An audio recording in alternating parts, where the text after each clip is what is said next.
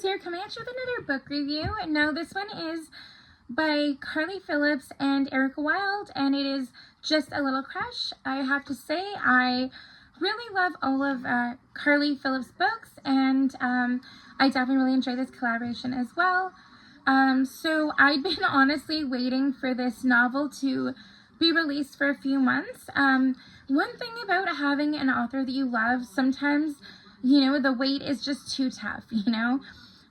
So I definitely really enjoyed this story, and so this book is another book in the Sterling family.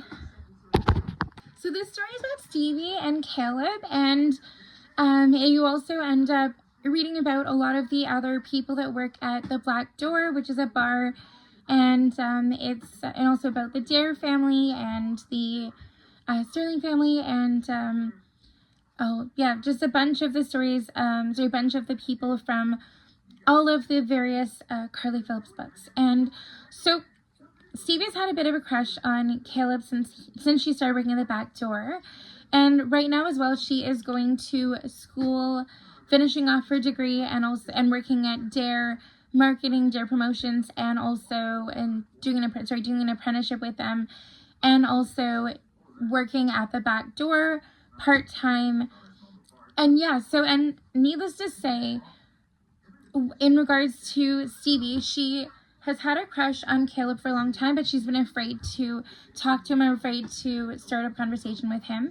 And so as well, in addition to that, Stevie's older sister has been in a bad relationship with an abusive boyfriend, and she's moved in with her, and right now they're living together, and Stevie's sister has a restraining order on her ex-boyfriend, and you know, so she's trying to support her and be there for her, and she suggests that her sister come out with her for a birthday party of a friend of hers, Raven, who she and her husband own the Back Door together, that bar. And so yeah, so they end up you know, both she and her sister end up coming out, and they end up you know, she ends up talking to Caleb, and she ends up starting up a conversation, and one thing leads to another thing, and then they end up leaving the party together.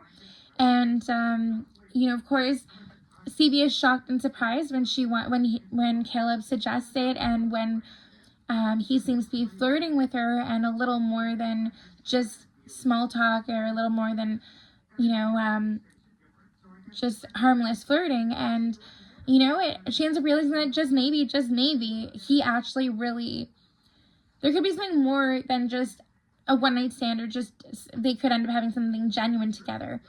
And so it ends up that while they're at the party, Stevie's sister ends up getting a lead on a job, and also Stevie ends up leaving the party with Caleb, and they end up spending the night together.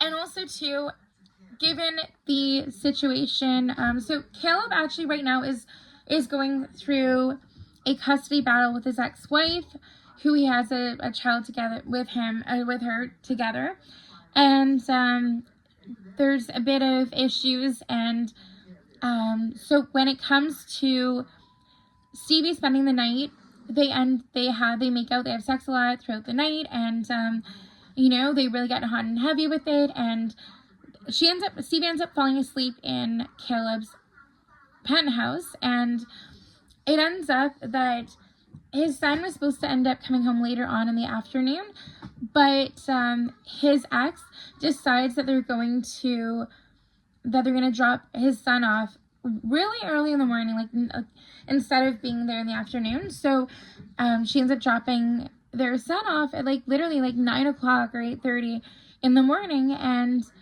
you know, she said, so his ex dropped him off on the, you know, on the precinct that she's saying that he wanted to come home and play his game, plays Minecraft or whatever it was, whatever game it was that he wanted to play, and that he already, when he was at home, they got ready and came over, but you know, of course, that wasn't really the case. So what really happened is that their son left with nothing to eat, and he didn't really want to get up yet. He wanted to just relax, but what really had happened is that his ex had ended up hearing about the fact that that Caleb had brought a girl to the apartment, and she wanted to see for herself what she looked like, and so that's the reason why she ended up dropping their son off early, was just so that she'd see for herself, and so that she could kind of make snide remarks and make her feel less than about herself. And also too, his ex brought up the morality clause that they put into the custody agreement and into their separation and divorce. And so it ends up that Caleb asks Stevie to try to be his girlfriend, at least for now, until the custody agreement is finished and until things have settled a bit more. And he's even offered to pay her, and he's asked her to stop working at the back door, at least during this time. And, unbeknownst to Stevie, Caleb would have wanted to be her actual boyfriend anyways, but this whole thing kind of just sped things up with them. So, she thought that she was just going to be his fake girlfriend, but that was not really the case, at least not with Caleb. It was never fake. But with Stevie, she just went along with things and just took things as they came, but didn't really believe it was really real. So also too, when Caleb ended up seeing where Stevie and her sister were living, he ended up saying, okay, that's it. I don't want you to live here anymore. This isn't safe enough. Let me give you a place to live that's a lot better and safer and has a doorman. So he ended up putting her up in a condo that he owns and that he had control of, and was able to give her a decent, safe place to live. And as it is, remember how I mentioned that her older sister had been in a really bad abusive relationship? So her ex decided, okay, you know what, even though this restraining order's in place, I'm going to keep calling Stevie. Well, Stevie's not my ex-girlfriend, so, she's not the one with the restraining order, right? And he's also been stalking, their apartment, and he's been coming around and around and around, trying to keep an eye on them, and trying to see where her sister was and what's going on, right? So when they end up moving into the place that Caleb has set up for them, and that is a lot safer, her sister's ex doesn't take it as, he doesn't let things stop then. He he actually ends up going over to Stevie's workplace at Dare Media, and ends up, sort of just saying, you gotta tell me where she is or else, and then ends up pushing her to the ground and making her fall. And at this point in time, though, her older sister's already started working for Dare Media, and she's ended up deciding to start dating again, and is feeling more like herself. And so as it turns out, because of the fact that her sister and the guy that she's going out with decided to take their time coming out and made a stop before they went outside, they ended up missing this abusive ex. But unfortunately, Stevie wasn't so lucky, and she ended up really being hurt, and her sister and the guy that she's seeing end up taking her to the urgent care clinic, and she gets checked out. And Caleb, when he finds out what's going on, is like freaking out like mad. So as it is, Caleb wants to go there too and meet them and wants to take care of her, but Stevie's afraid to open herself up and afraid to take the care and consideration that he's trying to offer. So as well, given what's happening and the way that his ex keeps on making these comments about her, she is she's down and out about herself, and she's trying to say like that she doesn't feel like she's good enough for him just because she's not like from a rich family or doesn't have all the money in the world, doesn't come from that background. she feels like just because of that, it made it so that she's not good enough for him. But Caleb, on the other hand, he just took her as who she was, and he doesn't look at what's on the face, and she doesn't look at face value. He's not superficial like that. And if only Stevie really took the time to sort of think about it and realize and like see him in that light, and she would have realized, okay, you know what, I gotta stop listening to this girl, and I'm good enough, and I know who I am, and I'm confident, and I have a vivacious personality. I can be just as good, for him as anyone else, right?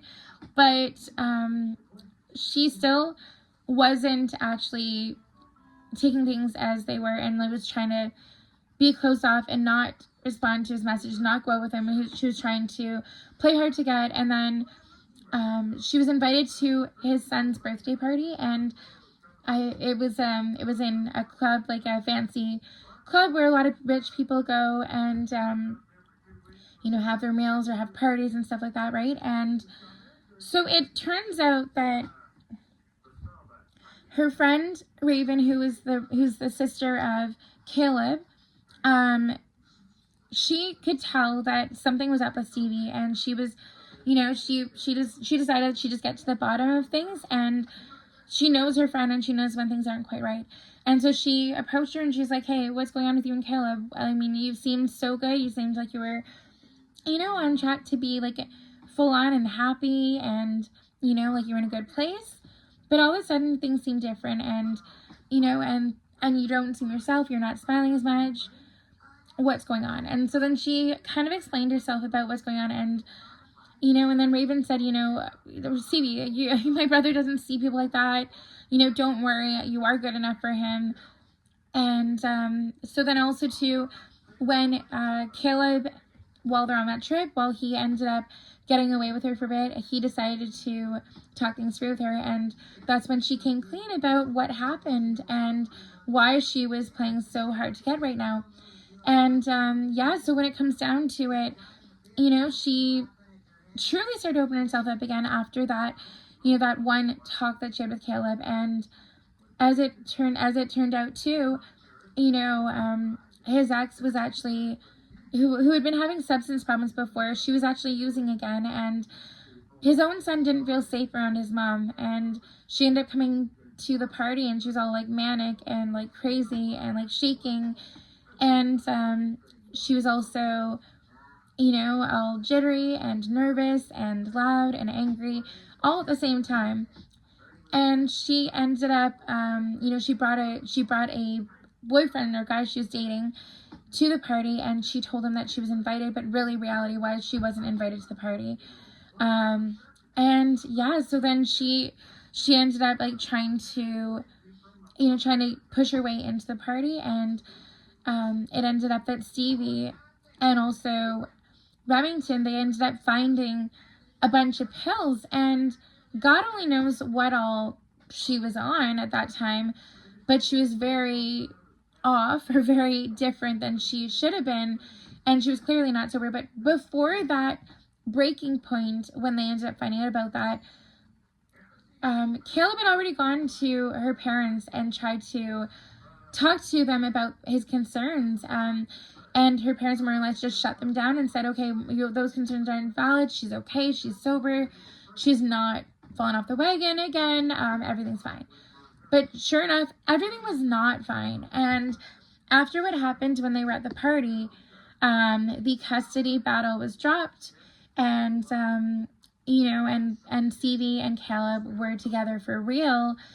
And then fast forward a little bit, and Stevie and Caleb got engaged, and they ended up being a real family. And literally just before the wedding day, Stevie found out that she was pregnant, and they ended up having like a whole happy family, and things were as they should have been. And now, after reading this book too, I have to wait another few months for the next novel by Carly Phillips. And you just gotta love when you've got an author that you really like, and you're reading a series, and then you gotta just wait, and then the wait is so tough sometimes. But honestly, I would give this book a solid 4.5 out of 5. Definitely, if you haven't read any of Carly Phillips' books yet, I would highly suggest get out there and try to read some of them. Let me know in the comments your favorite author or your favorite genre of reading and books, and if you're more of a fiction or non-fiction person. Thank you so much for watching. Don't forget to like and subscribe, and until next time, take care. Bye, guys.